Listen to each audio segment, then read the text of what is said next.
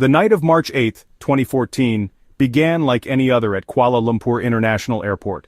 The terminal buzzed with the familiar sounds of rolling suitcases, last-minute announcements, and the quiet anticipation of travelers heading to destinations near and far. Outside, the city lights shimmered in the humid air, and inside, families hugged goodbye, business travelers checked their phones, and airline staff moved with practiced efficiency. Malaysia Airlines Flight 370, a Boeing 777, was ready for its journey to Beijing with 239 people aboard. The crew performed their final checks, passengers settled into their seats, and the aircraft gleamed under the floodlights, a symbol of modern aviation's reliability. For many, it was just another routine flight, a bridge between two bustling cities. At 12:41 a.m., the massive jet lifted into the sky, its engines roaring as it climbed into the darkness. Everything appeared normal, no hint of the extraordinary events about to unfold. The flight crew communicated calmly with air traffic control, and the plane's lights faded into the night, following its assigned route. For 38 minutes, MH370 followed its path across the Malay Peninsula, cruising smoothly at 35,000 feet. Passengers dozed, watched movies, or gazed out at the twinkling lights below, unaware that their journey would soon become the focus of global attention. The final communication from the cockpit was routine, calm, professional, and utterly unremarkable. "Good night, Malaysian 370. It was a phrase spoken countless times on countless flights, a simple handoff between air traffic controllers. Moments later, the aircraft's transponder was switched off, and MH370 vanished from radar screens. In the control room, confusion set in as the blip representing the plane simply disappeared. No distress call, no warning, just silence. Confusion turned to terror as a modern jet disappeared without a trace. Air traffic controllers scrambled to re-establish contact, calling out to the flight, hoping for a response that never came. The airport, once filled with routine, was now gripped by uncertainty and fear. The world awoke to the news. An airliner was missing. Headlines flashed across television screens and social media erupted with speculation and concern. How could a state-of-the-art aircraft simply vanish in the age of global connectivity? Initial reports were chaotic, filled with speculation. Had it crashed? Was there an explosion? Was it a hijacking or a catastrophic failure? Officials struggled to provide answers as journalists crowded the airport, demanding information. Days passed with no answers.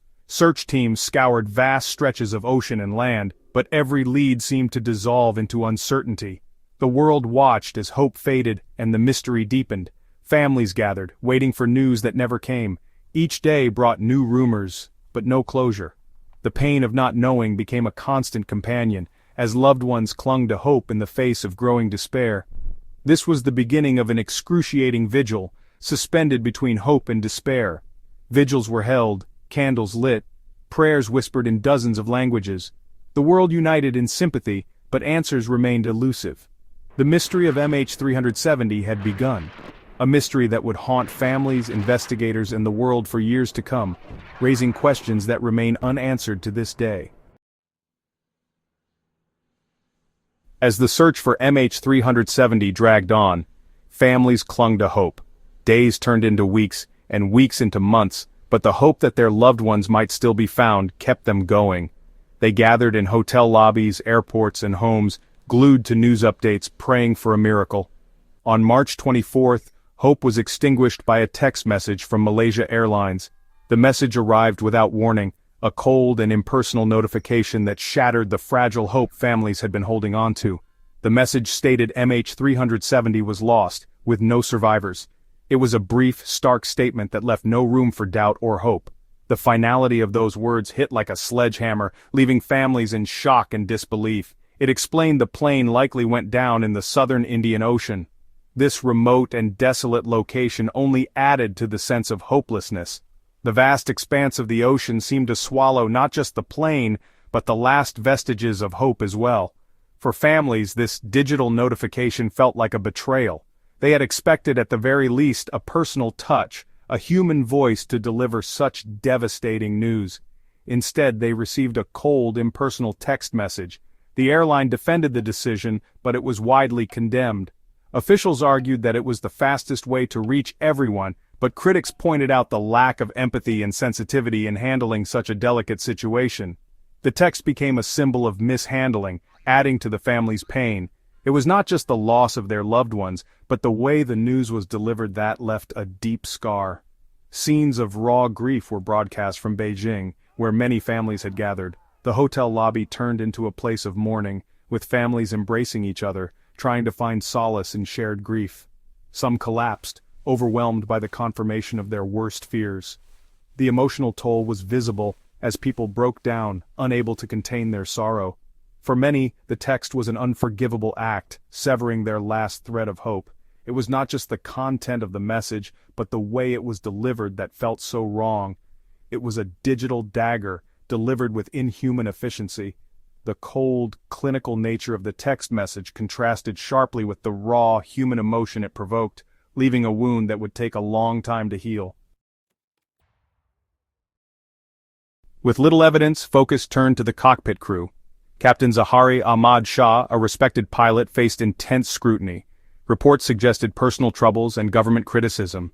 His flight simulator revealed a chilling simulated path to the Indian Ocean. This was seen as a potential mass murder-suicide plan. Aviation experts noted the deliberate maneuvers post-communication. These actions suggested a skilled pilot evading radar. Jeffrey Thomas, an aviation expert, believed the crash was intentional. The captain's image shifted from professional to potential rogue agent. The mystery deepened, with speculation overshadowing facts. Fariq Abdul Hamid, the young first officer, was also scrutinized. At 27, he was on the cusp of a promising career. Investigations found no sinister motives or distress. His final words, "Good night Malaysian 370, remain a mystery. Most believe Fariq was an innocent victim, caught in a tragic event. His story adds another layer of tragedy to the MH370 saga. MH370's transponder silence marked the start of a ghostly journey. Military radar tracked bizarre maneuvers, suggesting intent. The plane flew along borders to avoid detection, then headed south. Satellite pings confirmed it flew for hours over the Indian Ocean. Inmarsat's analysis revealed two possible paths, with the southern arc likely. The plane flew until fuel exhaustion, then plunged into the ocean. The ghost flight ended, leaving electronic breadcrumbs as its epitaph. The mystery of its journey deepened, with no clear answers. The world was left to wonder about its final moments. The Inmarsat data pointed to a vast search area in the Indian Ocean. An international coalition led by Australia launched a massive search. Surface searches yielded nothing, leading to deep-sea exploration. Advanced technology mapped the ocean floor, but MH370 remained elusive. In 2017, the search was suspended without new evidence. Families were devastated, feeling the world had given up. A second search in 2018 by Ocean Infinity also failed. The ocean kept its secrets and the mystery remained unsolved. The search for MH370 became a symbol of persistence and hope. The ocean began offering clues with debris washing ashore. A flaperon found on Reunion Island confirmed it was from MH370.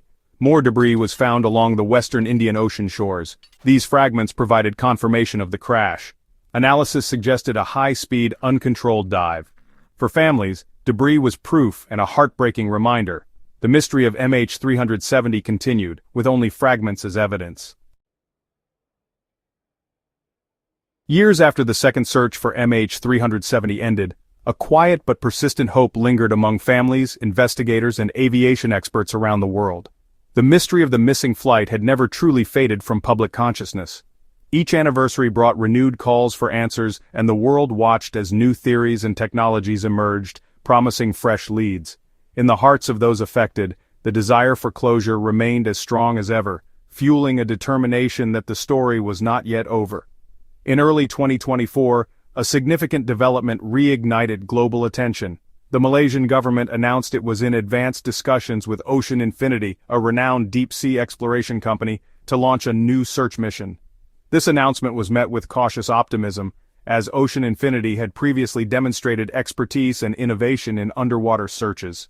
What set this new effort apart was the use of cutting-edge technology. For the first time, researchers analyzed weak signal propagation reporter or WSPR data, radio signals that bounce around the globe and can potentially track aircraft movements. This novel approach led to the identification of a promising new crash site in the vast Indian Ocean. At the center of this breakthrough was independent researcher Richard Godfrey. His meticulous work, combining WSPR data with satellite and drift analysis, gained credibility among experts. Godfrey's findings pointed to a location off the coast of Western Australia, near Perth, offering the most precise target yet for a renewed search. Ocean Infinity responded swiftly, proposing a new mission based on this compelling evidence. Their advanced fleet of autonomous underwater vehicles and experienced crew were ready to take on the challenge, bringing hope that this time, the search might finally yield answers.